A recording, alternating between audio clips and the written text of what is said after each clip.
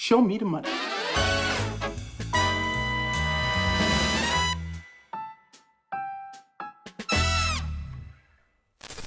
Bom, a viagem do episódio de hoje vai ser um pouco diferente, porque eu acho que é mais do que só uma conversa, por várias razões. Dito isso, vou fazer até um convite para você que está no nosso podcast acompanhar o programa no YouTube, porque nós teremos uma apresentação. A gente fez uma brincadeira aqui diferente, trouxemos, vou explicar um pouco mais do nosso convidado em breve, mas uma pessoa que eu tenho uma relação muito próxima, um cara brilhante do mercado e que está com uma visão bem diferente sobre um tema que a gente acha mega curioso, mas que a gente queria abordar ele de uma maneira um pouco mais profunda, trazer um conteúdo diferente aqui para o Stock Pickers, que é o que a gente tem se esforçado aí, talvez nos últimos episódios vocês tenham acompanhado.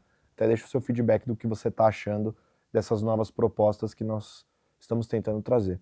Então, teremos a apresentação aqui no YouTube e também nós vamos compartilhar, o Olavo vai mandar nas nossas comunidades a apresentação. Então, se você quiser ficar no podcast, dar uma olhada nos slides, terá a apresentação disponível para você nas nossas comunidades. Vou pedir para o Nando colocar o link aqui na descrição, tá? Então tá na descrição do podcast as nossas comunidades, bem como aqui no YouTube também para você, se você quiser pegar a apresentação da mesma forma.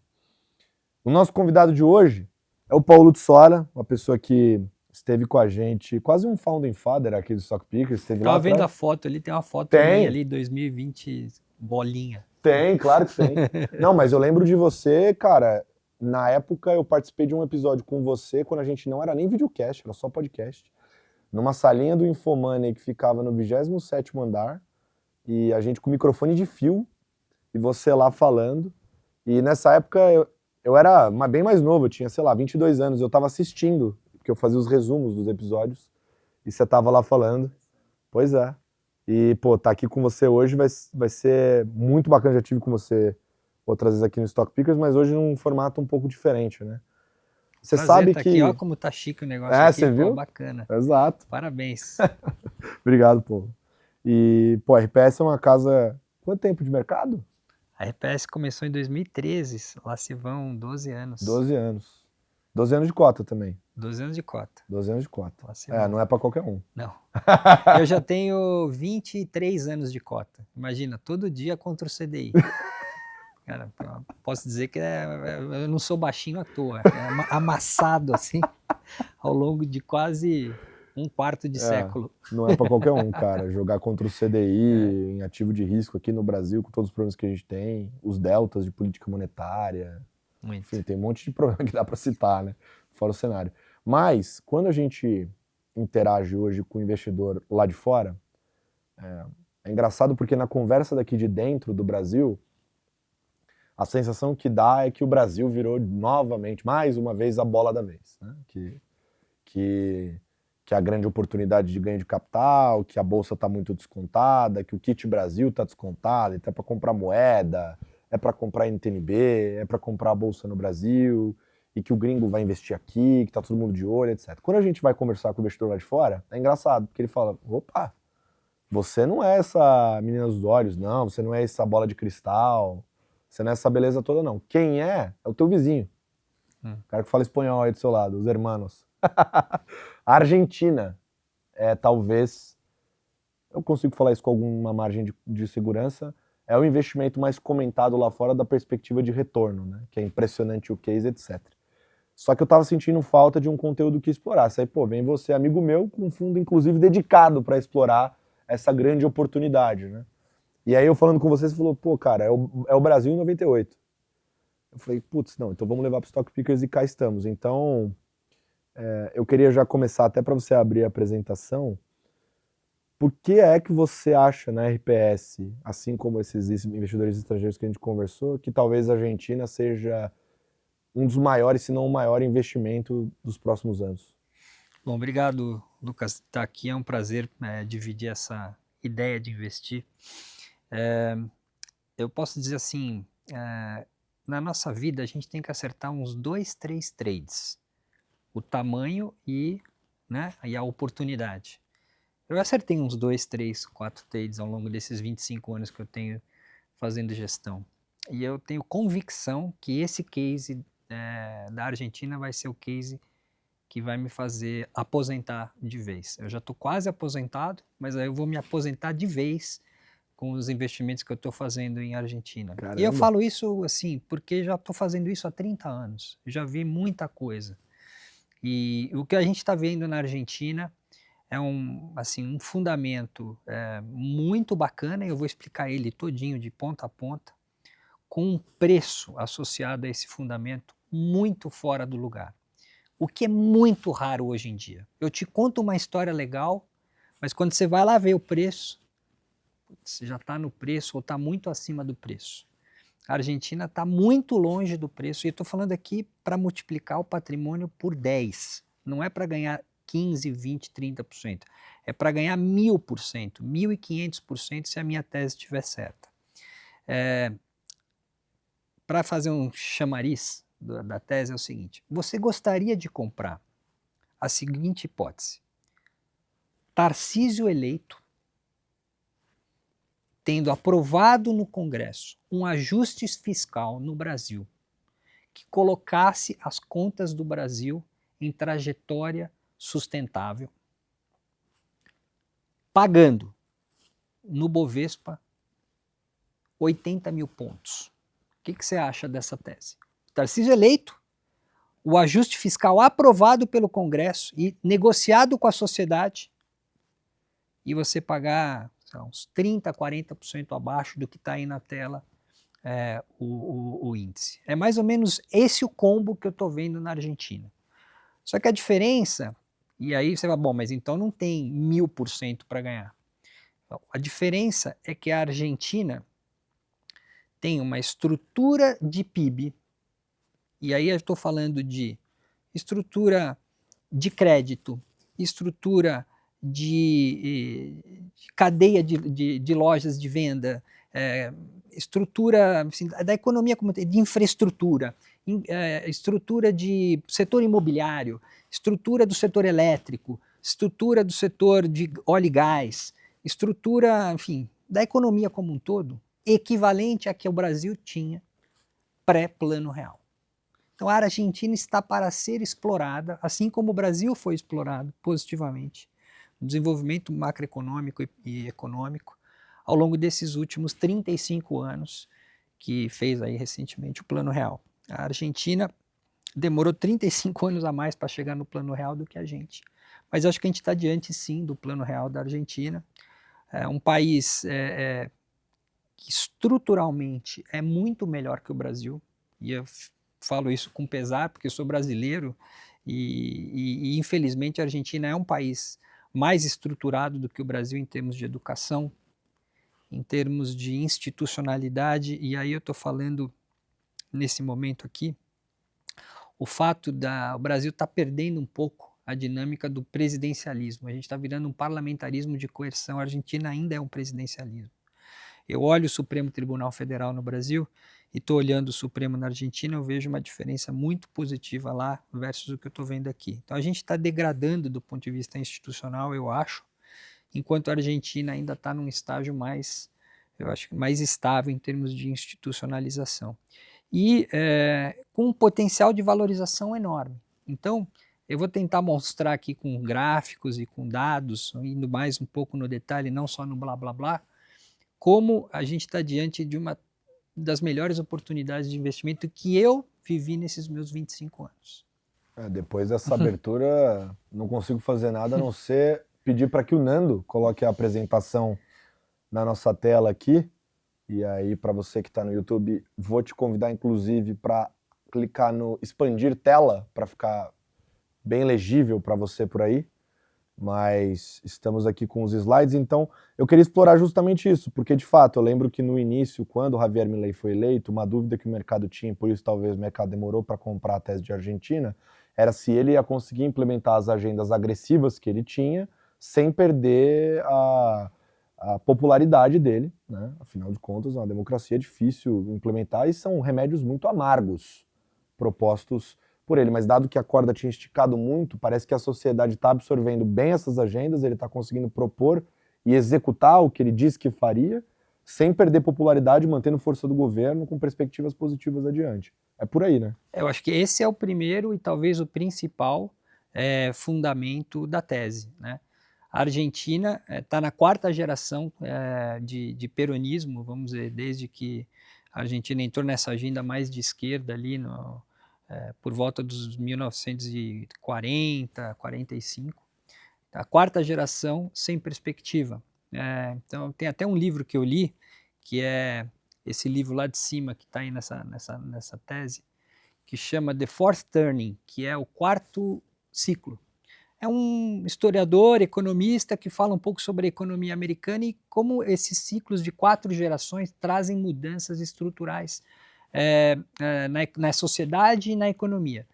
E eu li esse livro, e aí fala vários ciclos que aconteceram nos Estados Unidos, e aí eu falei, pô, mas acho que a Argentina está realmente perto desse quarto ciclo. A quarta geração, eu tenho vários amigos argentinos, inclusive sócios na RPS argentinos, e aí em 2023, quando eu fui lá para a Argentina começar a entender sobre essa tese, eu percebi essa geração jovem desenganada. Eu falei, cara, esse aqui é o ponto de virada, essa geração desenganada que não vê mais perspectiva no país e que com certeza vai votar por uma mudança mais estrutural. Eu costumo dizer que e a gente estava acompanhando a Argentina lá na época do Macri, lá 2014, 15, 16, quando ele foi eleito, já pensando numa mudança, mas falando sobre gradualismo, falando, olha, aqui na Argentina não dá para fazer a coisa do jeito que tem que ser, porque senão eu perco a popularidade, eu não consigo implementar. E a gente viu que ele tentou fazer lá um movimento, foi muito gradual. Países emergentes, ou você faz a coisa firme de uma vez só, ou você fica sangrando devagar. E então eu tenho traçado um paralelo que o Macri foi para o Brasil aquilo que foi o plano Collor. Foi um plano anterior de um início de uma mudança, mas sem convicção, e que culminou depois de anos no plano real, que aí sim foi o plano que trouxe uma estabilidade para a moeda, uma estabilidade macroeconômica, o tripé, etc. e tal. A Argentina viveu o seu momento plano Collor lá com o Macri e agora está vivendo o seu plano real. Apoiado pela sociedade, isso é a coisa mais legal. O Milei falou que ia fazer tudo o que está fazendo e foi eleito para fazer, não teve estelionato eleitoral. E aí eu traço um paralelo para o Brasil do ano que vem. Será que o presidente que for eleito o ano que vem, vamos supor que seja um presidente de direita, que tenha uma cabeça liberal, será que ele vai conseguir implementar as mudanças que o Brasil precisa fazer, assim como a Argentina? Teoricamente falando, é uma agenda difícil, né? Porque ele não vai falar isso. Eu tenho certeza que na campanha... É difícil na campanha ele chegar e falar, vou congelar o salário mínimo. Isso. Né? Assim, e o Brasil tem que fazer um ajuste fiscal monumental. E vai ter que endereçar benefícios e meio lanche que quase toda a sociedade brasileira tem. Eu tenho certeza que ele não vai falar sobre isso na campanha, ele vai ser eleito e ele provavelmente vai ter que fazer alguma coisa, dado que a gente vai bater no muro em 2027. Os dados fiscais estão para ir para todo mundo ver, em 2027 acaba o orçamento discricionário do governo, vai ser tudo despesa obrigatória e vai parar o Estado. Como não vai parar, alguma coisa vai acontecer. Mas tenho certeza que nenhum dos candidatos que vai concorrer o ano que vem vai falar sobre essa agenda amarga. Diferente na Argentina, que como a população estava amassada, inflação 25% ao mês, as pessoas não tinham mais conta no banco, geração desenganada, que nem eu falei. Então ali ele pôde fazer um discurso de realmente temos que fazer a lição de casa, temos que atacar esses problemas que a gente veio empurrando ao longo de décadas, e isso é uma coisa muito importante da tese. Então, ele está fazendo coisas muito difíceis lá e a sociedade está apoiando isso. E aí você olha que interessante, passou aí um ano, quase um ano e 8, 9 meses de ele estar eleito, e a popularidade dele, que é o azul escuro ali, segue quase na máxima. E assim, olha que absurdo, ele continua com uma popularidade quase na máxima, tendo aumentado a conta de luz 6 vezes, não é 6%, é 600% subiu a conta de luz. 400% subiu a taxa de gás. O táxi multiplicou por 3 ou 4. Enfim, ele fez uma reprecificação de quase todas as contas de despesa de uma família argentina por 4, 5, 6 vezes, e mesmo assim continua com uma popularidade. A sociedade argentina entendeu, e você vai lá e conversa com eles lá, no mais populismo. E ele conseguiu, em função disso, fazer um grande ajuste fiscal. A Argentina tinha, aqui no gráfico da esquerda, déficit primário da ordem de 2% do PIB nos últimos anos antes da eleição. 2023, 2022, 2021, por volta de 2% do PIB de déficit primário. O Brasil está rodando ali hoje a 0,6%, talvez, se colocar todas as contas aí, talvez mais para 1%. Em 12 meses, ele rodou de menos 2 para mais 2. Então, em 2024, a Argentina já teve um superávit primário da ordem de 1,7% do PIB. Então, ele conseguiu virar 400 basis points, 4% do PIB em ajuste fiscal. Nós estamos aqui se matando para fazer uma PEC, não sei o quê, para tentar arrumar 0,2%, 0,3% do PIB de ajuste, e mesmo assim a sociedade entra em briga, as elites, enfim, ninguém quer abrir mão do seu meio lanche. A Argentina conseguiu fazer um ajuste desse tamanho. E aí, como é que veio esse ajuste? Né? Não é possível. Como é que o cara conseguiu fazer, numa democracia, um ajuste de 400 pontos do PIB? Então, foi um ajuste nas tarifas públicas. Então, todas as tarifas eram mega subsidiadas. Mais ou menos, as tarifas cobriam só 50% dos custos, pegando no geral, assim, desde a energia até transporte público, etc. Então ele fez um ajuste de preços, então hoje as tarifas que são cobradas da sociedade argentina cobre já 90% dos custos dos serviços prestados, então foi um grande ajuste. Ele fez um ajuste bastante significativo na máquina pública, então ele mandou mais ou menos 40, 50 mil funcionários públicos federais embora. Se você fizer uma proporção do PIB, e uma proporção da população, seria o equivalente ao Brasil mandar 250 mil funcionários públicos federais embora. 250 mil funcionários públicos federais embora significa mandar mais ou menos 1/4 de todo o contingente de servidores federais embora. Você acha que o Brasil tem condição de fazer um negócio desse tamanho? A Argentina fez.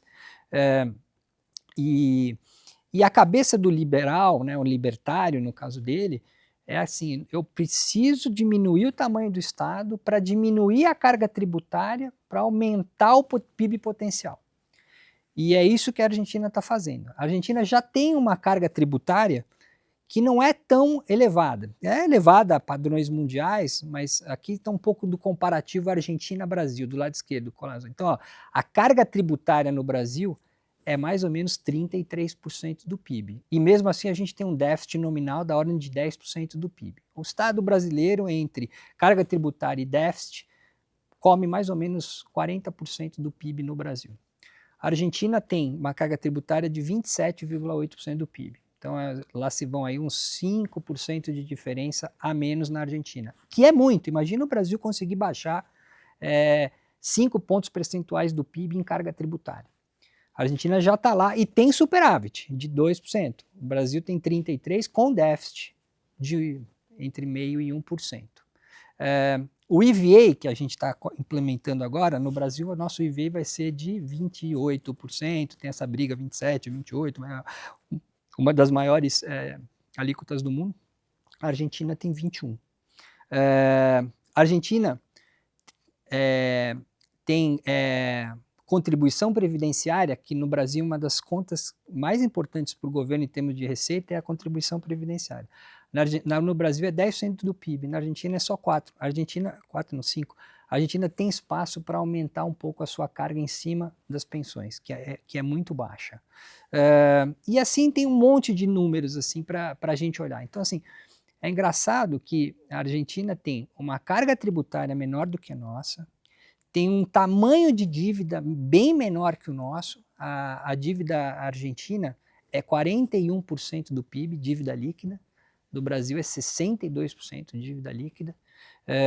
Então a Argentina parte de um tamanho de dívida bem menor, Claro que tem um problema muito sério, que essa dívida toda praticamente em dólar, 70% dela em dólar, a gente não tem dívida em dólar, então esse é o calcanhar de Aquiles da tese da Argentina. Mas se você olha o tamanho da carga tributária, como é que estão as contas públicas, o fluxo das contas públicas, o tamanho da dívida, se a Argentina conseguir convencer os investidores e o mercado que ela é capaz de atrair 20 bilhões de dólares por ano em dinheiro estrangeiro para financiar a sua dívida que vence nos próximos anos e o seu crescimento potencial, eu acertei a minha tese e os ativos na Argentina vão subir 1000% nos próximos 10 anos. Você acha que se o mercado estiver certo de que o dólar vai se enfraquecer, isso pode potencialmente dar um respiro adicional para a questão fiscal argentina? Não, eu acho que assim, dólar fraco é igual a emerging markets. Né? A tese do gringo comprando bolsa brasileira, né, e comprou 25 bi de bolsa Brasil nesse ano, está muito associado a um dólar fraco. Então isso é um vento de cauda positivo para todos os países emergentes, principalmente um país emergente que tem dívida em dólar. Apesar da dívida não ser grande, ela é em dólar, numa moeda que o Banco Central do país não emite. E aí a fragilidade da Argentina. Então, aqui, esse gráfico aqui da direita mostra o perfil de vencimento dessa dívida em dólar na Argentina. Então, a dívida não é grande, 42% do PIB, só que ela é 70% em dólar e ela tem esse perfil de investimento. Se você olhar, né, as barrinhas, você vai ver que o ano que vem... Parece até uma curva normal, né? É isso. O ano que vem são 6 bi, aí o outro ano 8 bi, depois 12 bi, depois 18 bi, e depois vai caindo. Então, aquele número que eu falei, se a Argentina conseguir convencer o mundo a fazer investimentos direto ou investimentos de portfólio da ordem de 20 bi de dólar por ano, ela vai conseguir passar por essa montanha de forma relativamente tranquila, vai virar investment grade de forma muito rápida, porque os números, a foto dos números já são de um país investment grade. O problema é esse perfil de dívida. E o que é 20 bi de dólar por ano? É um número absurdo? Vamos pensar um pouquinho. Olha que interessante. 20 bi de dólar por ano, isso aqui é o FDI, né, o investimento estrangeiro direto nos países da América Latina. 20 bi de dólar por ano é mais ou menos 3% do PIB argentino. Então a Argentina precisa convencer os investidores a colocarem 3% do PIB em investimento direto lá por ano. Se você olhar a curva dos últimos muitos anos de toda a América Latina, você vai traçar ali uma média que tem estado entre 2% e 4%. O Brasil tem mais ou menos 2%, 2,5% do seu PIB em investimento direto todo ano. A própria Argentina, num período anterior, teve 3% do seu PIB em investimento direto por ano. Então não parece uma montanha tão difícil de subir. É simplesmente voltar ao que sempre foi, conseguir convencer o investidor estrangeiro a colocar 3% do PIB, de 2% a 3% do PIB, em investimento direto no país. Um país que tem contas arrumadas, fiscais, está começando a endereçar um problema seríssimo, e isso já foi aprovado no Congresso do ano passado, a desregulação dos setores na Argentina. A Argentina tem 129 impostos diferentes. A Argentina, para você, taxa, regulava preço do mate, além de quase todos os outros itens da economia. Imagina uma economia extremamente burocratizada, engessada e tal. E o ano passado, o Milei, nos seus primeiros 6 meses de eleição, aprovou uma lei que foi chamada Lei de Bases, que mexeu em 300 artigos da Constituição Argentina. E desde então, tem lá um Ministério da Desburocratização Argentina, que aliás é um dos maiores craques economistas da Argentina, toca esse ministério, que é um ex-presidente do Banco Central na Argentina, um economista de Harvard, chama Sturzenegger. Esse cara é chamado lá, o Eduardo Mãos de Tesoura lá da Argentina, ele está limpando toda essa burocracia da Argentina. E eu acho que a Argentina tem tudo para conseguir alcançar esse objetivo de de 2 a 3% de investimento estrangeiro direto, à medida que vai melhorando a regulação de todos os setores, exatamente como o Brasil fez na década de 90. Então, isso aqui é o coração da tese da Argentina. Se eles já arrumaram o fiscal, se eles têm um endividamento relativamente baixo, e o problema é simplesmente a questão do dólar, e não parece um número tão absurdo em termos de dólar o que eles precisam, eu estou muito confiante que eles vão chegar lá. Esse ano teve algumas coisas muito importantes que aconteceram. Primeiro foi o acordo com a FMI, né? Eles fizeram um acordo importante, que trouxe aí, give or take, mais ou menos 32 bilhões de dólares de reservas adicionais para a Argentina. É um programa que foi sancionado pelo FMI, porque tudo que um país precisa fazer para conseguir ter acesso a um financiamento adicional do FMI, a Argentina já tinha feito vezes 2. Então, esse ajuste fiscal, arrumar as contas públicas, e aí o que aconteceu com esse acordo foi que agora o câmbio está livre na Argentina, ainda não 100% livre, porque tem um estoque de dólar represado de algumas empresas aí que não podiam mandar dólar para fora da Argentina, e eles vão endereçar isso ao longo de alguns anos. Mas isso era por conta da conta de capital externo fechada? Sim. Mas esse é um ponto já que eu queria te perguntar, Paulo, rapidamente, já Claro. que você entrou nesse assunto. Como é que endereça esse tema? Porque esse é um tema importante para viabilizar essa entrada de capital, correto? Sim. Então, o que eles já fizeram é o seguinte, o fluxo já está livre. Hoje, se você colocar um dinheiro na Argentina, você pode tirar esse dinheiro amanhã, se você quiser. Se gerar lucro, você pode pagar quanto dividendo você quiser. O fluxo desse ano para frente já está totalmente livre. Tá bom. Então, o investimento novo já está totalmente livre. Tá bom. O problema é que existia um estoque de lucros acumulados que a Argentina não deixava as empresas remeterem, porque eram capital fechado. Isso é um estoque que se estima da ordem de 20 e 25 bi de dólar. E o que a Argentina vai fazer beleza, não dá para todo mundo mandar de uma vez só esse dinheiro, porque vai arrebentar a pouca reserva que eu tenho. Então vamos fazer isso escalonado ao longo de alguns anos. Eles estão até emitindo uns bondes para as empresas trocarem esse dólar que querem remeter por uma dívida. E aí isso tem um prazo de vencimento desses bondes, e com isso a Argentina... Bonde do governo mesmo? Do governo. Tá. Então eles estão escalonando esse negócio, e isso vai depender. Se entrar dinheiro estrangeiro direto, dinheiro de portfólio, etc., e eles começarem a acumular reserva de uma forma mais rápida nos próximos 2, 3 anos, talvez eles acelerem o vencimento desses bondes. Mas a verdade é que hoje o argentino, pessoa física, já compra o que ele quiser de dólar, manda dinheiro para fora, dolariza seu patrimônio se quiser, 100%. Então já teve uma grande evolução nesse último pilar que faltava do ajuste macroeconômico argentino, que era endereçar a questão do câmbio. Então hoje o câmbio na Argentina é livre, e ainda tem só esse estoque de dinheiro no passado que eles estão escalonando. Inclusive isso é um problema, porque o MSI, né, que então a Argentina vai ser reavaliada nos próximos anos a partir desse ajuste macroeconômico que está fazendo. E o MSI, a Argentina hoje não está em índice nenhum, né? Não está nem no índice de mercado de fronteira. É off-index total. Uma das coisas que é um problema para a Argentina é o fato disso, de ela estar fora dos índices, então ninguém precisa investir na Argentina para correr atrás de algum índice. Então, todo esse dinheiro passivo que hoje investe em índices, ETFs e tal, simplesmente não tem que ir para a Argentina. E o que se espera é que o ano que vem, né, o MSCI vai fazer uma reavaliação da Argentina, e provavelmente em 12 meses, talvez meados de 2027, a Argentina vai voltar a ser um país emergente, e aí vai ter um dinheiro passivo importante para entrar nessa reclassificação da Argentina. Isso é uma das coisas que tem pesado um pouco no mercado argentino, o fato de eles ainda estarem off-index nos mercados de equity.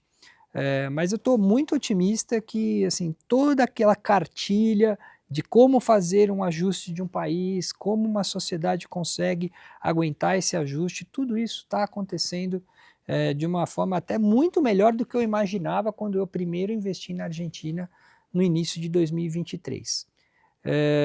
Tem algumas coisas importantes assim para a gente pensar, então, Então, o mais importante agora é eu acreditar que a Argentina vai conseguir atrair investimento estrangeiro para o país para financiar o crescimento. E olha que interessante, por que não investir num país que tem? Nessa tabela do lado direito é o comparativo Brasil-Argentina. Então, a expectativa na Argentina é mais alta do que no Brasil. A escolaridade na Argentina é mais alta que no Brasil. O índice de pobreza extrema é muito menor do que no Brasil. O IDH do país é muito maior do que no Brasil. A renda média per capita do argentino é muito maior do que a do Brasil. E assim vai. A Argentina já foi um dos países mais ricos do mundo, no início do século passado. Sim. Eu olho para isso aqui e falo, pô, eu tenho um ingrediente interessantíssimo de PIB potencial aqui a partir dessa sociedade, que é uma sociedade relativamente educada comparativamente à nossa. Não é à toa que se você ligar lá no Mercado Livre e perguntar onde é que estão os engenheiros do Mercado Livre, eles estão na Argentina. Onde é que estão os engenheiros da Globan, empresa de tecnologia das maiores da América Latina, estão lá na Argentina. A Argentina tem energia barata. A Argentina descobriu um pré-sal, sempre teve esse pré-sal, só que numa cabeça de governo de esquerda não conseguia desenvolver. E há 5 anos atrás a Argentina começou a desenvolver o petróleo e o gás de xisto lá da província que eles têm lá, que chama Vaca Morta, que é uma das províncias mais prolíferas de petróleo e gás do mundo, e começou a desenvolver. O gás na Argentina é 1/3 mais barato, 65% mais barato do que o gás no Brasil. Então, o custo de energia na Argentina é relativamente baixo. Então, se o mundo vai precisar de energia para, enfim, para o crescimento de AI, etc. e tal, a Argentina pode ser um lugar espetacular para atrair esse tipo de investimento, porque tem mão de obra especializada e energia barata. Então, assim, eu olho assim, e aí você entra em alguns anedóticos. Não se lança um empreendimento imobiliário na Argentina há mais de 20 anos. A Argentina não investe na sua base de geração de energia, transmissão de energia, distribuição de energia, também há 20, 30 anos. Então tem todo um país para ser reconstruído, todo um setor imobiliário para ser desenvolvido, uma riqueza enorme de recursos naturais. A Argentina é tão prolífera quanto o Brasil em recursos naturais. Cobre, lítio, zinco, potássio, assim, tipo, reservas incríveis. Agricultura, o Brasil é campeão da agricultura, né? A Argentina é melhor que o Brasil na agricultura. Produzir grãos na Argentina é mais barato e a logística é mais fácil do que no Brasil. A Argentina tem todo um potencial para desenvolver o seu setor agrícola também, que está mega estrangulado porque a Argentina colocava imposto sobre exportação de grãos, imposto sobre exportação de proteína, super regulado o setor, é muito difícil de fazer negócio. Com essa agenda de desregulação que está acontecendo na Argentina, eu tenho certeza que o setor de agricultura na Argentina vai bombar nos próximos anos. E aí também a questão cambial, que sempre foi um problema para o produtor exportador argentino, que está solucionado. Então aqui nós estamos diante de uma revolução macroeconômica de um país que tem um potencial enorme por questões naturais, por questão de mão de obra educada, potencial produtivo enorme e mega subinvestido. Mas mega subinvestido. Então, essa é o pano de fundo por trás do por que eu acho que a gente tem que olhar para esse negócio. Aí a pergunta, então, entendi, beleza, lá tem uma sociedade que quer fazer um ajuste fiscal, um governo que implementou, front-load esse ajuste fiscal, é uma economia que tem um potencial enorme, porque tem energia barata, mão de obra educada, e está mega subdesenvolvida e subinvestida, entendi, isso tudo parece muito legal, a pergunta é, e o preço? Onde é que nós estamos na referência de preço para uma tese tão legal como essa? As coisas estão caras, as coisas estão baratas, me dá uma sensibilidade de preço. E aqui a gente entra... deixa eu voltar num ponto. Olha que interessante, isso aqui são uma lista de países de crédito com problema, né? Então vai lá desde Bangladesh até a Argentina. Olha que interessante. A Argentina vai ser o país que vai mais crescer entre esse grupo de países que estão abaixo da linha de investment grade. Vai crescer 6%, entre 5% e 6% do PIB na Argentina esse ano. É o país que tem um dos maiores superávites primários. A Argentina, sim, tem um problema de conta corrente, que é o que eu estava querendo dizer aqui, que vai ter que ser financiado aí pelo investimento direto ou investimento em portfólio. Eu acho que eles têm tudo para fazer. Uma inflação que está caindo. Então, essa inflação, o último dado já foi 1,5%, partindo de uma inflação de 25% ao mês antes da eleição dele. Ainda tem um problema de reservas internacionais, mas tem um dos menores índices de dívida pública como percentual do PIB entre todo esse grupo. Então eu acho que está encaminhado para a Argentina voar se eles continuarem nessa trajetória. E aí tem algumas coisas importantes. Esse ano a Argentina faz eleição legislativa a cada 2 anos. Então o Milei foi eleito a outubro de 2023. É o midterms deles. Agora, em outubro de 2025, vai ter eleição intermediária lá. Metade da Câmara, 1/3 do Senado. E como ele está muito popular e ele partiu de zero, ele foi eleito basicamente no CPF, não tinha um partido por trás, não tinha nada, só um discurso anticastas, etc. Ele começou a estruturar o partido agora, que chama Libertar Avança. E esse ano a gente já teve uma prévia de uma eleição municipal na província de Buenos Aires, onde o partido do Milei teve uma performance muito boa numa região onde o peronismo e o kirchnerismo e o pró do Macri são muito fortes. Então ele conseguiu provar que ele consegue ter muito eleitor em lugares onde a oposição é muito forte. Então já tem um monte de consultoria fazendo estudos, etc., sobre essa eleição de outubro, e tudo indica que ele vai conseguir subir de praticamente nada em termos de apoio no Congresso para alguma coisa como 1/3. Ele deve ter uns 35%, talvez, tanto da Câmara quanto do Senado. E com isso, eu acho que a agenda dele para 2026 e 2027 vão ser uma agenda de aprofundar ainda mais as reformas estruturais na Argentina. A Argentina ainda precisa fazer uma reforma de previdência importante. A Argentina ainda precisa fazer uma reforma tributária para melhorar ainda mais a estrutura de impostos do país. E tem que fazer uma reforma trabalhista importante também. E eu acho que isso está totalmente na agenda dele. Eu tenho ido para a Argentina a cada 2 meses, falar com o governo, falar com, enfim, agentes políticos por lá.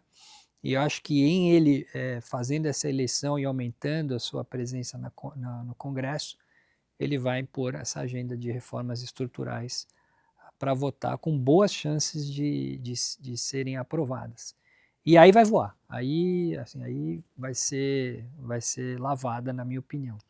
Então esse ano é um ano que ele mexeu com o câmbio, resolveu a questão cambial, tem essa eleição intermediária e aí com inflação para baixo, o PIB retomando, o câmbio relativamente estável, eu acho que ele faz uma boa eleição e aí ele impõe novas reformas mais estruturais para sacramentar esse ajuste macroeconômico para o médio e longo prazo. Então a gente tem um trigger importante esse ano, que é essa eleição, que eu acho que vai ser um divisor de água para dizer que esse governo fica por mais tempo e não fica ainda muito frágil para o ataque do mundo político, que não está acontecendo. Aliás, essa é uma mudança, é uma diferença bem grande entre a Argentina e o Brasil. O Brasil, como eu disse aqui no início, na minha opinião, a gente está vivendo um parlamentarismo de coerção. Aqui o presidente já não manda mais nada no Brasil. Aliás, eu nem sei quem é que manda no Brasil mais. Dividiu o poder. Tá? O Supremo manda, o Centrão manda, eu não sei mais quem é. Quem é que é o... Sob quem que tem se as coisas não darem certo, em cima de quem que o povo vai cobrar. Infelizmente, hoje as pessoas que decidem não têm a liability das decisões que tomam. Então, se a gente tiver um problema fiscal sério no Brasil, não é o Centrão que vai ser responsabilizado por isso. Com certeza é o Executivo, mas o Executivo não consegue fazer nada em termos de de mudança macroeconômica no país, porque precisa passar por um Congresso que passou a ser autônomo, né? E aí o Executivo se junta com o Judiciário para tentar bater no Legislativo. Assim, nós estamos vivendo uma confusão enorme de governança no Brasil, que eu não sei qual que é o endgame desse negócio. Eu sei que é uma confusão enorme e é um problema seríssimo estrutural para o Brasil que a gente está vivendo. A Argentina não tem isso. A Argentina lá o presidente manda. Tanto é que ele, com 8, 10% da Câmara e do Senado, aprovou tudo o que quis até agora e não foi vetado nenhuma vez.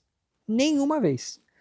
E mexeu com coisas seríssimas, com sindicato, com universidades, com, enfim, partidos políticos, governadores, um monte de questões que ele mexeu nesses 1 ano e meio aí e não foi vetado nenhuma vez. Então, esse é um outro ponto interessante, super interessante da governança argentina, que dá esse poder ainda para um presidente, para ele poder fazer essas mudanças que a Argentina está fazendo. E é uma questão que eu tenho forte em relação ao Brasil do ano que vem. Será que quem for eleito vai ter esse poder para fazer esse ajuste, que nem a Argentina fez? E o tamanho do ajuste em termos de ajuste fiscal é da mesma magnitude. Não é muito diferente. A gente tem que ter um superávit primário no Brasil também de 2, 2,5% do PIB para as contas fecharem no médio e longo prazo. E eu não sei como é que esse presidente que for eleito com a cabeça de fazer, como é que ele vai implementar isso. Eu acho incorreto, pela perspectiva de alocação, nessa altura do campeonato, ter muita convicção de alguma coisa aqui no Brasil. Acho que está muito longe. Por exemplo, o mercado ventila muito, a gente participa aqui das conversas de bastidor, né? A turma ventila muito o Tarcísio, já como se fosse um nível de convicção na fala muito grande, né? Exato, assim, puta, vai ser ele e tal. E aí a turma geralmente justifica, mas eu tive uma reunião, portas fechadas, com pessoas que são super próximas dele, e falaram, etc. Sim, é difícil ter confiança nesse tipo de informação, né? E o que a turma diz também dessas conversas de bastidor é que o Tarcísio vem com uma agenda próxima do que é a agenda do Milei na Argentina. Ele quer se posicionar dessa forma. Eu sei que você, na RPS, nos mandatos que vocês tocam lá, que são alguns, inclusive mandatos esses muito longos e com performance mega testada, né? A gente estava até comentando um pouco antes aqui, né? São 12 anos do Lombás, com 175% de retorno do CDI, 2 vezes a Bolsa? 2,5 vezes. Esse é o nosso total return. O total return, perfeito. 2,5 vezes a Bolsa, né? Num período aí com bastante volatilidade, e vocês entregaram 1/3 da volatilidade da Bolsa no período. Né? Então, assim, naturalmente vocês têm exposição também a Brasil, podem ter mais ou menos, têm exposição naturalmente a Brasil, e aí eu queria até fazer um cross aqui com isso. Hoje, a cabeça da RPS para Brasil, em posicionamento, você está posicionado, está comprado, você acha que está barato, está mais caro? Como é que está a sua cabeça em termos de preço? Só para a gente fazer um paralelo rápido. Eu acho assim, eu estou comprado em Brasil, os fundos foram super bem nos últimos 2 meses que a gente viu esse rally de Brasil. Eu acho que tem um trade de Tarcísio para ser feito, ou se não for Tarcísio, eu acho que tem grandes chances de fato do Brasil fazer uma mudança para a direita. Acho que está consolidado isso na sociedade. Eu não sei qual é a probabilidade, mas eu acho que é mais de 50% de chance de ter essa eleição à direita. Eu tenho um pouco dessa dúvida da implementação de um projeto de direita, dado que a gente tem um narco-estado grande no Brasil hoje, que na Argentina não tem. A gente tem um parlamentarismo de coerção no Brasil, que na Argentina não tem. E a gente tem uma dívida muito maior como percentual do PIB, que a Argentina não tem. Então a gente precisa fazer muita lição de casa e overcome algumas coisas estruturais muito sérias que infelizmente atacaram a nossa sociedade e a nossa economia, que eu não sei como é que a gente vai resolver. Dito isso, a gente tem um trade para fazer, exatamente o trade da Bolsa da Argentina de 2023, pré-eleição do Milei, a gente está vivendo aqui. E eu tenho um pouco de medo, que é o seguinte, a Bolsa da Argentina mais subiu antes da eleição. E lá tinha, assim, tipo, baixíssima certeza de como é que ia ser a coisa. Nem existia Milei. Era uma antecipação. Foi uma coisa muito de antecipar, se posicionar antes e feita pelo investidor estrangeiro. Sim. Nós estamos vendo exatamente isso aqui agora, o investidor estrangeiro comprando o Brasil e o investidor local muito desalocado de bolsa, o investidor estrangeiro olhando para talvez essa mudança potencial política, olhando para um dólar fraco que é bom para mercados emergentes, um juro alto no Brasil que protege o investimento em dólar no país, porque com esse juro muito alto é difícil você ter uma grande desvalorização cambial, ainda mais no ambiente de dólar fraco no mundo, e um valuation relativamente barato de Brasil de fato. Então, quando a gente olha a Bolsa de uma forma agregada, a Bolsa está negociando aí seus 7 vezes e meia, 8 vezes preço-lucro para os próximos 12 meses, sei lá, uns 30% abaixo da média histórica. Só que aí quando você vai começando a descer, depois desse rally recente, e foi importante o rally dos últimos 2 meses, teve várias ações que subiram 100% ou mais de 100%, eu acho que uma boa parte da gordura se queimou. Então, você tem alguns setores grandes da Bolsa Brasileira, por exemplo, bancos, né? Eu ainda estou otimista com o Banco do Brasil, acho que pode ter um case de eleição importante, mas o Itaú, por exemplo, que já está negociando perto de 2 vezes price to book value, se você olhar historicamente, 2 vezes price to book value é ponto de venda de Itaú. Quando ele bate esse nível de valuation, acontece alguma coisa, né, no Brasil, na economia brasileira, na macroeconomia, etc., e ele volta lá para 1,5, 1,2, 1,3. Eu não estou vendo nada que aconteça isso, mas estou dizendo o seguinte, a gordura de preço no Itaú já não é mais a mesma do que era há 1 ano e meio atrás. E aí o BTG também já não está mais num valuation tão atrativo assim, eu estou mais pessimista com commodities, eu acho que o mundo que a gente está vivendo é um mundo de commodities para baixo, porque a desaceleração do crescimento global, é um dólar forte, é um dólar fraco, que é ruim para exportadores de commodities emergentes, que acaba tendo uma moeda muito forte e é ruim para exportação. A China, que a gente está vendo sair desse momento, né, macroeconômico e geopolítico do mundo, é uma China que foca no seu consumo doméstico, investe menos em infraestrutura, investe menos na compra de commodities, etc. Então, essa coisa super importante que foi a China das commodities, eu acho que ficou para trás. O real estate na China também está desacelerando de forma forte. Então, não estou vendo assim, um ambiente muito otimista para commodities, que é uma boa parte da nossa bolsa. Então, assim, bancos parecem relativamente caros, a commodities eu acho que estão num momento ruim, e aí a gente tem a bolsa doméstica. Essa bolsa doméstica tem umas oportunidades legais, algumas coisas já subiram 100%, que nem eu falei, tem outras que ainda podem subir bastante. A gente tem feito um stock picking legal de Brasil, eu acho que já não é mais comprar e passar no caixa, agora tem que escolher mais. Mas eu vejo sim o potencial de uns 30%, 40%, 50%, assim, de forma agregada da bolsa doméstica. E aí, no relativo à Argentina, nós estamos falando aqui de 30%, 40% de upside aqui contra 300%, 400% de upside lá. E eu vou mostrar, agora eu vou entrar um pouquinho no detalhe. Assim, só para consolidar essa ideia, ficou bem claro para mim, né? Para você, Brasil é sim uma oportunidade de investimento, mas a gente está falando de algo mais tático. Ou seja, compra agora para pegar essa capitulação de preços até a eleição e aí depois vamos precisar ver se a agenda vai conseguir ser implementada ou não. Aqui a gente já tem uma agenda que está correndo, que está sendo implementada com eficiência e está funcionando, ou seja, a gente consolidou o fundamento, de fato. Só que o preço não está conversando com esse fundamento que já é claro, é esse o ponto. Isso, eu acho esse o ponto. É aquela história que eu falei, o Tarcísio eleito tendo aprovado o fim do narcoestado no país, voltamos a ter um presidencialismo e fizemos um ajuste fiscal. Perfeito. E estamos comprando a bolsa a 80 mil pontos, perfeito, em vez de 140 aí você ia mil. Mostrar as deixa eu mostrar algumas coisas. Um assunto importante que a gente não abordou aqui, às vezes eu falo com alguns investidores, eu falo, pô, mas eu não vou comprar a Argentina porque tá tudo muito caro lá, o câmbio está muito valorizado e isso toda hora a turma fazendo até um paralelo de Itaú contra os bancos lá, que está mais ou menos metade do valuation. Isso. Então olha aqui que interessante, esse gráfico da esquerda é o real em amarelo, quando o plano real foi aprovado, e o peso argentino quando o Milei entrou.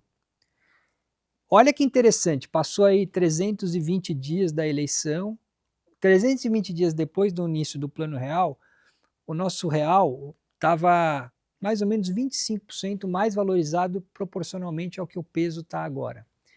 Então o real ficou ali, né, é a linha amarela e o peso é o cinza. Então, assim, o real naquele período foi muito mais valorizado do que o peso é hoje. É normal, num país que está fazendo a lição de casa correta, fazendo um ajuste macroeconômico crível, etc., de ter uma moeda valorizada. A gente viveu isso, e você não estava no mercado, mas eu estava. Lá na década de 90, o real estava 0,85, 0,83 versus o dólar naquele período. Então, assim, é verdade que o peso argentino está valorizado, mas isso também foi verdade no Brasil do Plano Real da década de 90, que foi o melhor momento para investir em bolsa no Brasil. Aí tem um outro gráfico da direita que mostra o valor do peso em termos históricos, né, de muitos anos. Se você fizer uma conta de paridade de poder de compra do peso, você vai ver que a média dos últimos muitos anos foi equivalente a um peso de 1.350. Hoje o peso está 1.200. Então, assim, tem uns 15% de sobrevalorização do peso relativamente à própria média histórica do peso. Assim, é verdade, está valorizado, mas não é um número absurdo, não é aquele negócio, vou perder 200% na moeda se eu resolver comprar ativo na Argentina. Talvez você perca 15%, talvez você perca 20%, talvez você perca 30% na moeda. Mas eu acho que o potencial de valorização dos ativos é tão maior do que esse que não é um motivo para não investir. Mas quem não gosta, usa esse argumento do câmbio para não comprar. Eu acho que é um argumento fraco, ele tem paralelos de câmbio forte em países que fazem um bom ajuste macroeconômico. No Brasil foi a mesma coisa, e quem comprou bolsa no Brasil naquela época foi a melhor época histórica, foi a época que o Jacurso ficou rico, que o Barsi ficou rico, que o Stubega ganhou dinheiro pra caramba na bolsa. Foi esse período aí da década de 90. Que mais que eu tenho aqui para mostrar? Então a economia já está retomando, olha a revisão de PIB que vem acontecendo na Argentina mês após mês aí, que realmente o PIB está voltando em V, puxado por crédito, o setor bancário está bombando por lá. Olha que interessante aqui, o gráfico da direita, o FDI no Brasil pós-Plano Real. Eles também não tinham FDI, a gente também não tinha um FDI antes do Plano Real, era 0,5% do PIB, é o que a Argentina está vivendo agora. Olha com o ajuste macroeconômico que a gente fez e fazendo a lição de casa e arrumando a legislação, privatizando, concedendo, etc. O FDI no Brasil, lá no início dos 2000, chegou a quase 5% do PIB. Eu falei que a Argentina precisa de 3%. Então, se a Argentina seguir atrás do que o Brasil fez e está fazendo, inclusive até na conta de inflação, olha como era a inflação no Brasil antes do Plano Real e depois, é exatamente igual ao que está acontecendo na Argentina. E aí tem um ponto, Collazo, e aí depois eu vou entrar no valuation mais específico. Olha que interessante esse gráfico.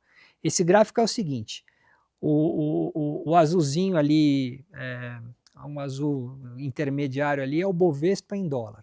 Esse Bovespa em dólar desde o primeiro dia do Plano Real, e eu coincidi com o primeiro dia do governo Milei. Aí o azul escuro é a Bolsa Argentina em dólar. Olha que interessante, ela subiu.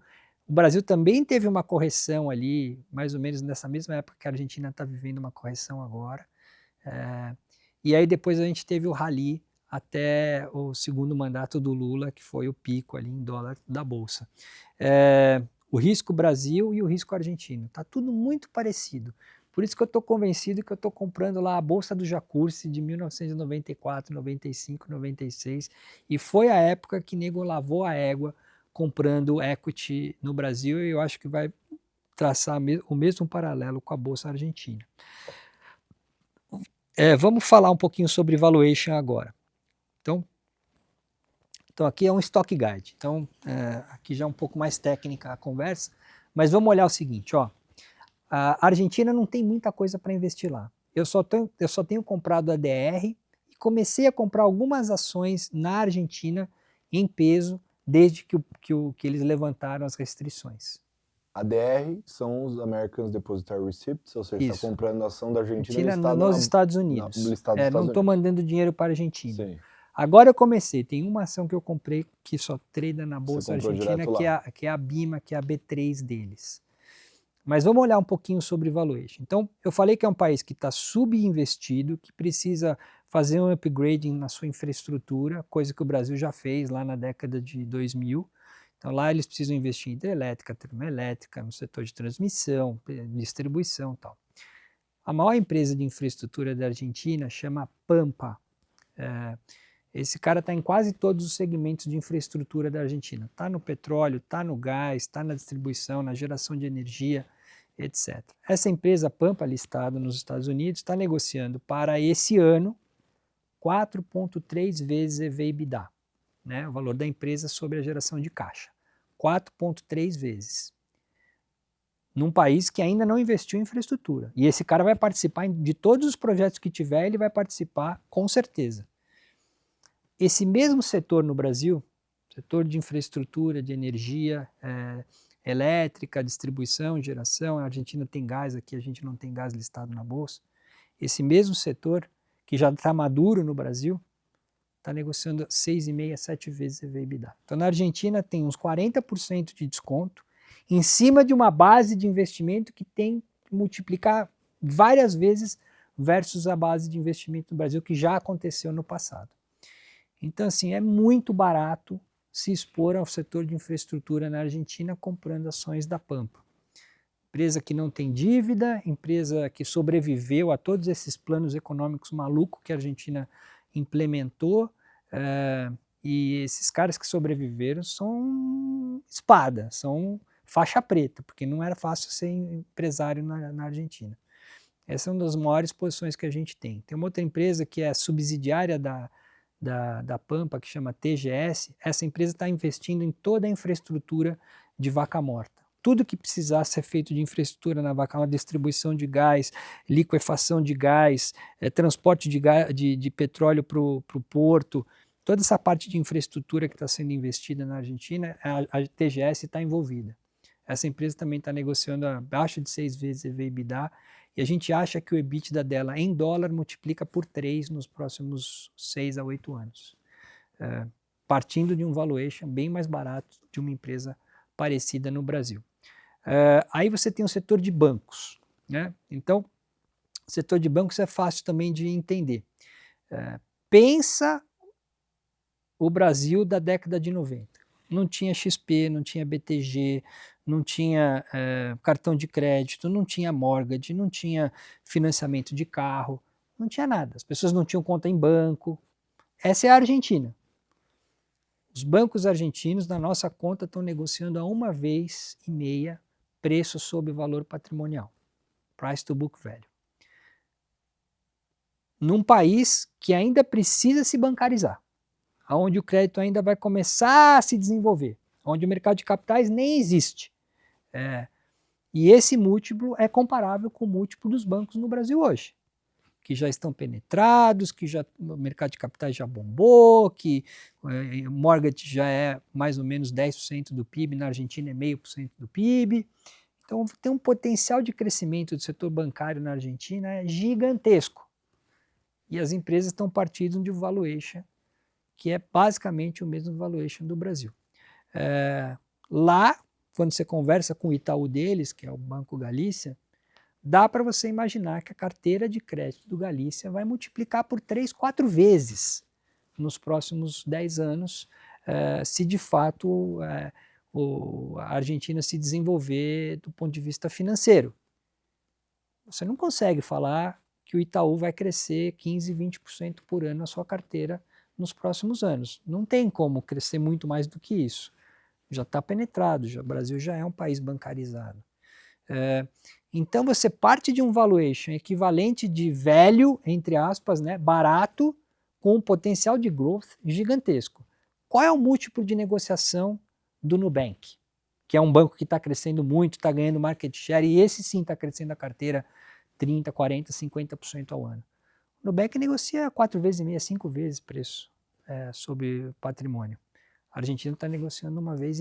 Então aqui é outro setor que eu vejo multiplicar por 2, 3 vezes, se de fato essa tese de bancarização e desenvolvimento de mercado de capitais, enfim, de crédito na Argentina de fato acontecer.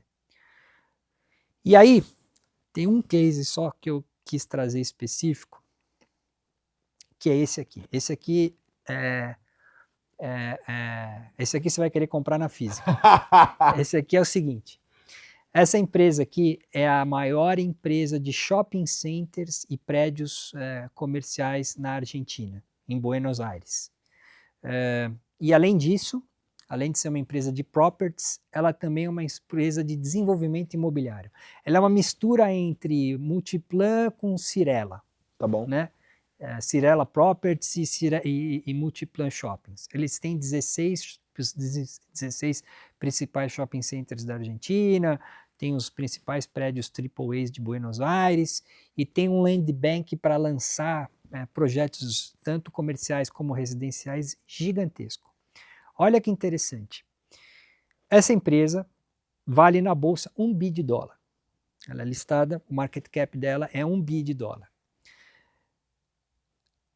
Essas empresas de propriedades, elas de tempos em tempos contratam a Richard Ellis ou uma outra empresa dessas que fazem avaliação de real estate e falam quanto é que vale os meus metros quadrados, de acordo com os dados, as variáveis macroeconômicas, etc, etc. Então, ela fez uma avaliação recente do seu estoque de metros quadrados de shopping, de comercial, do seu land bank, que vai virar projetos, e com premissas de um ano atrás, quando o risco país estava 1.000 e cacetada por cento, quando você ainda não tinha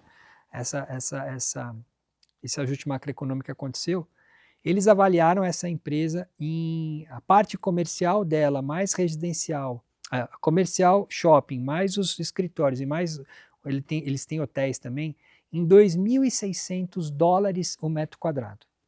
$2.600 o metro quadrado. Essa empresa está valendo metade disso em bolsa. Ela está valendo perto de $1.300 o metro quadrado dos principais ativos da Argentina. E vai lançar provavelmente quase 3 a 4 bilhões de dólares em projetos imobiliários. Inclusive, eles vão construir um novo Puerto Madero. Quem conhece a Argentina com certeza conhece o Puerto Madero. A IRSA é dona de uma terra do lado do Puerto Madero que eles têm que chama esse projeto Ramblas, onde eles vão construir ao longo de 20 e 30 anos um novo Puerto Madero. Só esse projeto tem um VGV de $2 bi. E a gente está comprando essa empresa hoje na bolsa por perto de $1 bi, equivalente a $1.300 o metro quadrado do que ela já tem.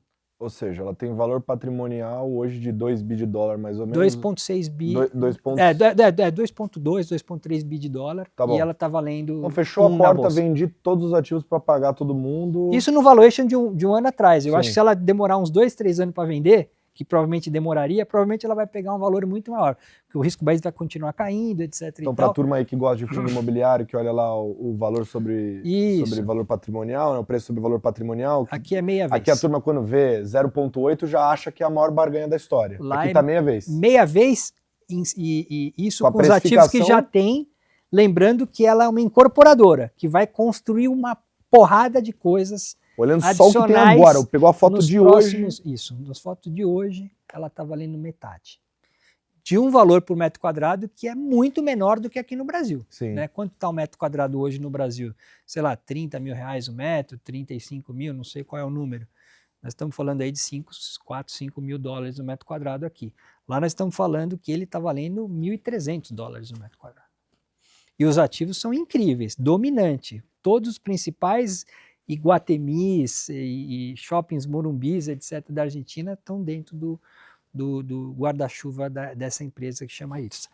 Mas se você quiser comprar mais barato, também dá. Se você não tiver barato o suficiente, aqui tem um exemplo dos shopping centers que eles têm, todos os shoppings na Argentina inteira, com domínio muito importante dentro de Buenos Aires, tal, os prédios top, AAA, enfim, os prédios mais bacanas da Argentina estão dentro dessa empresa.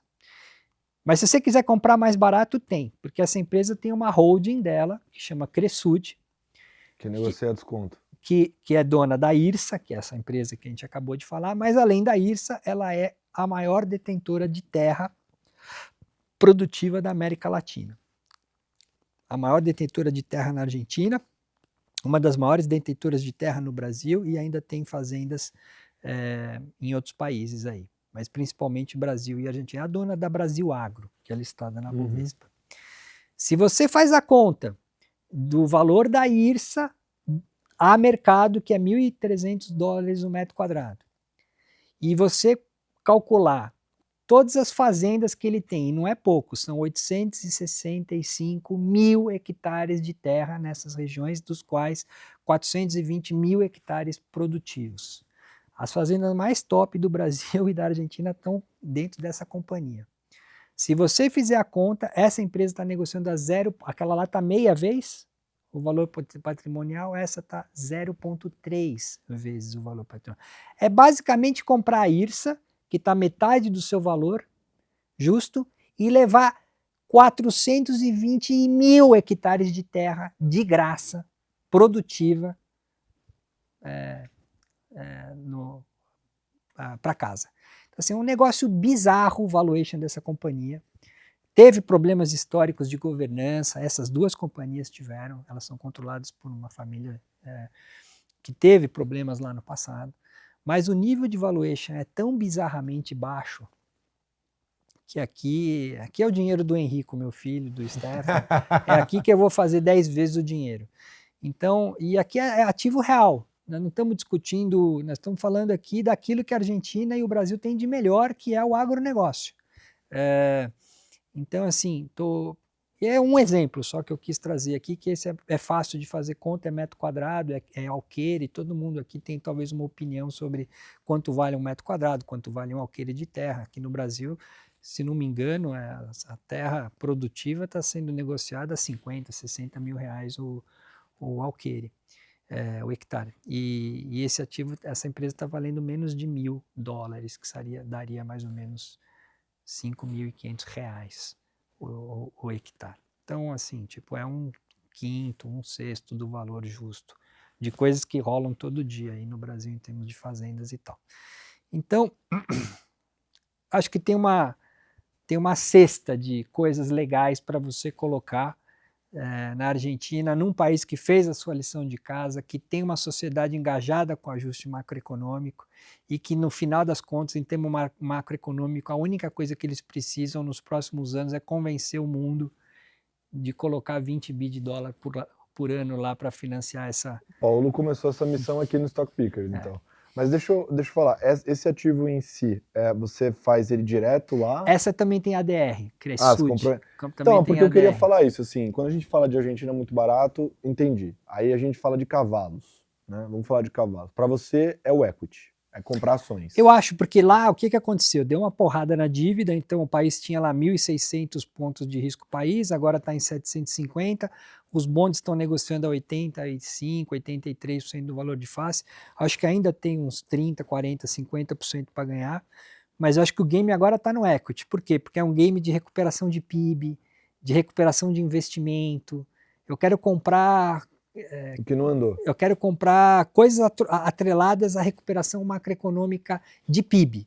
Até agora foi um fechamento de spread de crédito, de spread de risco país. De leitura de risco país. Você quer que vai no beta, bonde. Você quer comprar Eu quero comprar beta PIB. É isso. Você quer comprar a atividade da Argentina, etc. E que são ativos que estão bem mais descontados do que a renda fixa. O problema disso é a implementação, né? Porque você tem que comprar ADR, comprar direto é difícil. Isso é um tema importante até para o estrangeiro investir, né? Sim. Então, assim, eu acho que teve esse marco muito importante da liberação cambial. Até então, eu entendi, o gringo falava, entendi, mas como é que faz? Não vem dividendo em dólar, eu não consigo tirar dinheiro da Argentina, esquece. Non-investable, tá barato, mas eu não vou pôr a mão. Isso foi superado faz 3 meses. Então, isso foi um ponto muito importante. E eu acho que agora abre-se essa possibilidade em melhorando a regulação, melhorando o ambiente de negócios, que eu acho que a Argentina está endereçando todas as questões. Eu não tenho dúvida que o gringo vai pôr dinheiro na Argentina. E o investidor de bolsa, o que eu estou sentindo é legal, contou uma história maravilhosa. Você olha a bolsa no ano da Argentina, esse ano está caindo 30%. Boron. Então no ano é uma das piores performances. Que eu acho que é uma oportunidade. Aí você fala, mas por que está caindo? Cara, eu tenho tido muita dificuldade de entender, mas assim, na prática é o seguinte, o investidor de longo prazo ainda não engajou, a Argentina estava na mão de hedge fund, na mão de fundo quantitativo, começou a tradar mal, o fundo quantitativo vira a posição, o que ele era comprado ele passa a estar vendido. E eu acho que ela tem tradado muito nessa dinâmica de fundos quantitativos. E aí é a oportunidade para ir comprando devagar, né? Essa lição de casa de falar, pô, fiz um estudo bacana, entendi aonde está o fundamento, entendi aonde está o preço, mas não está tradando na direção que eu queria. Talvez essa seja a oportunidade. Porque você está comprando uma coisa que você entendeu, gostou e está vendo um valor intrínseco relativamente fácil de materializar num preço muito barato. Então o que eu estou tentando fazer é isso. Assim. Então, e aí eu acho que vale a pena pagar um pouco para um investidor institucional fazer essa gestão para você e aí tá vendendo meu fundo. O nosso fundo foi lançado esse ano. Esse ano a Bolsa Doméstica Argentina, os bancos, etc., essas empresas que eu falei, elas estão em média de 25% a 30% para baixo. O nosso fundo está caindo 2% só. Então, o que acontece? E como é que você fez para proteger? Nós estamos protegendo o capital lá. Então, pô, na hora que está tradando um pouco pior, eu tiro o time de campo. A gente não tinha posição em bancos recentes. Né? A gente não tinha posição em bancos, por exemplo, recentemente. A gente fez um estudo, o primeiro TRI ia ser um TRI mais fraco em termos de resultados. Nossos analistas, né, cada setor tem um analista olhando tal, identificou que o primeiro TRI ia ser mais fraco para bancos, a gente tirou fora a posição em bancos foram um dos setores que mais caiu. A gente estava posicionado em empresas que estão um pouco mais isoladas dessa questão cambial, então empresas em dólar, então essa empresa de real estate que 70% da receita dela é dolarizada, as empresas, essa Cresud, que é a empresa do agronegócio, que também tem uma receita dolarizada. Então a gente conseguiu fazer uma carteira que surfou bem relativamente à média das ações na Argentina. E eu acho que vai continuar assim. É uma gestão muito ativa do macro para o micro. E acho que você vai ter que saber navegar num ambiente mais volátil. E a RPS faz isso desde sempre. Você sabe, a gente não é uma casa compra e passa no caixa, carrega através do ciclo econômico, Warren Buffett, não é. A gente tem uma visão mais de macro para o micro, mais setorial, mais tático, e está fazendo a diferença nessa nossa posição de Argentina, essa posição que é mais agnóstica e tática. Apesar do estrutural, é um estrutural que a gente quer estar investido. Né? E vamos ver, pode ser que demore mais um ano, né? Para a coisa acontecer. Se você perguntar para mim, você acha que a Bolsa Argentina vai porrar amanhã? Pelo que eu estou vendo de performance, não. Eu acho que vai continuar tradando mal. Provavelmente até a eleição de outubro. Não sei. E a gente tem tentado, tem conseguido, eu diria, razoavelmente navegar nesse momento mais difícil. Do mesmo jeito que a gente tinha ido bem o ano passado e retrasado, no nosso fundo principal que tinha a Argentina. Que tinha um pedaço. Nesse fundo, então, você não faz um long only, você vai... É um long bias. Um long bias. Esse é o nosso fundo é você RPS, long bias Argentina. Tá, você vai ficar liquidamente comprado... 50%, 60%, e aí tento fazer um balanço ali para setores mais defensivos no momento pior, mais ofensivo... Você adaptou o modelo de gestão da RPS para o mundo da Argentina. Lá tem muito menos ativo para fazer, tem muito menos diversificação potencial, então a gente fica mais limitado nisso, a gente mexe bastante com o caixa, então aumenta o caixa, diminui o caixa em momentos melhores ou piores, uma gestão bem tática. Lembra que eu corro atrás do CDI todo dia, então eu tenho isso na minha cabeça há 25 anos, que eu não posso perder dinheiro, que o CDI me mata, e todo mundo na RPS tem essa cabeça do CDI me mata todo dia, então a gente não fica ali vendo a coisa degringolar sem fazer nada. Eu, particularmente, tenho uma boa parte do meu patrimônio investido nisso, que nem eu falei. Eu nunca investi em renda fixa na vida, eu nunca tive um título de renda fixa, olha que absurdo. Investidor do Brasil que nunca teve um título de renda fixa, 100% do meu patrimônio sempre foi investido em equity. Não é para as pessoas fazerem isso, eu faço porque é o meu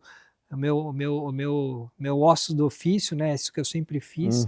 E então eu acho que aqui a gente está diante de uma oportunidade para fazer 3, 4, 5 vezes o dinheiro, se a minha tese tanto o macro quanto o micro estiver certa. Eu achei engraçado que você puxou essa pauta de dinheiro próprio, né? E é um assunto interessante que eu acho que a gente explora menos do que deveria, talvez, com os nossos convidados. Dado que você é um investidor profissional, você aplica isso, obviamente, para os seus recursos, obviamente, com uma visão, até pelo nível de... A gente teme aquilo que a gente não conhece, né? Então, Claro. dado que você tem um entendimento muito maior dos instrumentos, da volatilidade, né, do risco que você corre, como você, eu também, com todo respeito aos meus amigos de renda fixa, de crédito, etc., que eu acho que tem seu papel fundamental em diversas carteiras, né? Mas eu, assim como você na física, eu invisto 100% do meu dinheiro em ativos de risco, né? Inclusive, quando eu invisto em títulos de renda fixa, é para me apropriar de alguma assimetria, né? Então, sei lá, pego uma NTNB muito longa, porque eu sei que se a curva fechar versus, na duration versus o spread, versus Aí o yield, é quase um equity. Claro. Exato, vira quase um equity, né? Se multiplica por 3, 4 vezes, dependendo do título que você pegar. Assim, eu queria até trazer isso nesse final aqui, porque eu achei interessante. Se a gente fosse dividir, assim, dado que você acha que Brasil também é barato, mas com uma outra característica de investimento, versus Argentina, e também a capacidade que eu sei que vocês têm lá na RPS de investir em outros ativos ao redor do mundo, Estados Unidos, etc. Eu já vi você shorteando basquete lá fora várias vezes, já vi você comprando também lá fora, né? A gente já vê, Arcos Dourados já foi uma tese que a RPS explorou aqui no Stock Pickers algumas vezes. Quem te conhece sabe que você domina muito ciclo de commodity, né? Então, por exemplo, quando printou para mim lá, que a gente tem bastante acesso, né? Printou para mim que você estava mais pessimista, né? Falei, opa, esse aí entende disso aí, tem que ficar de olho se ele tá pessimista. Mas, dito isso, como é que você dividiria, assim, hoje? Eu vou te falar como está o meu patrimônio. Isso é interessante, acho que é o curioso. mais legal. Bom, primeiro, legal. 100% investido em equity. E sempre foi assim, então aí não tem nada tático aqui, é sempre meio estrutural. Eu estou mais ou menos uns 70% comprado em Argentina. É relevante. Eu tô uns 20% comprado em Brasil e uns 10% comprado em outras bolsas. Eu tenho uma posição em TSM, eu tenho uma posição em Nvidia, tô short Apple, é um combozinho aí eu nem entendo muito do assunto, mas meus analistas entendem, então a gente vê uma simetria muito grande na TSM, ainda vê alguma simetria boa na Nvidia, chamo Apple extremamente cara, crescendo pouco, e a gente faz esse hedge. Eu devo ter uns 10% do meu patrimônio investido nisso, e aí tem uns 20, 30% em Brasil, aí é o nosso total return, mais o nosso long bias, que eu sou um dos principais cotistas. Esses fundos estão mais ou menos 70% comprado em Brasil. A gente tem uma bolsa muito mais doméstica, que eu falei, né? Menos commodity, menos banco. Acho que dá para ganhar uns 30%, 40% nessa minha carteira, talvez 50%, porque a gente tem uns cavalos mais nervosos lá. Mas as 3, 4 vezes o dinheiro eu vou ganhar nessa minha posição de Argentina. É mais ou menos assim que eu estou alocado. Dito isso, com o olho no peixe ou no gato. Então, o nosso fundo Total Return está batendo CDI esse ano mesmo, alocado em Argentina. Eu tenho uma posição em Argentina no nosso fundo, esse fundo RPS, Long Bias Argentina, que está perdendo 2% aí Protegeu bem, né? Tá caindo 30%. E então o combo aí eu estou provavelmente um pouco acima do CDI nesse combo, sendo que a minha principal tese, que é a tese argentina, tem sido uma detratora de retorno aí nesse ano. Foi muito boa o ano passado, o ano retrasado, e faz parte. E assim, eu realmente estou com dificuldade de entender por que a Argentina está tradando tão mal num ambiente de dólar fraco, num ambiente positivo para mercados emergentes. A minha explicação, eu acho que é porque ela perdeu o momento, ela realmente é um país que está na mão de hedge fund, está na mão de quant fund, mas eu acho que ao longo do tempo, com os dados macroeconômicos amadurecendo, o investidor estrangeiro mais de longo prazo vai olhar para a Argentina, vai entender que no mundo onde está tudo caro, você tem uma das poucos países com um ajuste macroeconômico tão bacana, tradando num valuation tão barato, e a coisa vai acontecer. E tem que ter paciência, que eu sei que o investidor brasileiro não tem, obviamente, com juro de 1% ao mês, mais de 1% ao mês, ninguém tem paciência para nada. Então aqui é um pedaço do dinheiro, realmente um negócio para deixar lá, para ir compondo, para ir comprando um pouquinho todo mês ou a cada 3 meses, vai lá, aumenta um pouquinho a posição, porque está muito descolado o preço do fundamento. Contas fáceis de serem feitas, não é aquela conta, não, mas pô, a Nvidia está 30 vezes PI, mas ela vai crescer 50% ao ano durante 10 anos, e aí quando você for ver daqui 10 anos, vai gerar caixa e vai estar barato. Isso aqui é basicamente o mundo que a gente está vivendo hoje, né? Do compound, do longo prazo, etc., porque está tudo caro no curto prazo. Aqui está tudo muito barato no curto prazo. Perfeito, muito claro. Acho que, depois de uma apresentação dessa, não, então de novo, a gente disponibilizou a apresentação nas nossas comunidades. E você pode acessar lá, para quem acompanhou aqui no YouTube e viu o próprio Paulo fazendo a apresentação. Comentem aqui também no vídeo e também nos comentários das plataformas de streaming se vocês gostaram desse formato. Eu, particularmente, sempre quis fazer mais formatos como esse, né, de trazer apresentações, etc. A gente fez um pedaço do episódio de crédito lá com o Legatti e o Urbano com apresentação, mas esse aqui foi uma coisa mais meio que explorando uma única oportunidade de investimento com o Paulo, que foi uma aula. A RPS está com os fundos abertos, é uma casa aí, que eu digo, né, time tested, né? Então, para quem quiser conhecer, agora que eu falei... Esse fundo da Argentina especificamente, dentro da plataforma da XP, por exemplo, você tem que pedir para o seu assessor. Quero investir sob demanda. Sob demanda. Mas então, tá lá, então, só tem que pedir. Vai tocar o telefone de todo mundo agora. Tem que pedir, eles abrem e aí vocês fazem o investimento. Então, ele falou que eu ia sair daqui com vontade de comprar, cara. Eu já sabia da tese, eu realmente estou com mais vontade de comprar agora. É uma das coisas mais interessantes que eu vi nesses meus poucos 25 anos de mercado. Perfeito, perfeito.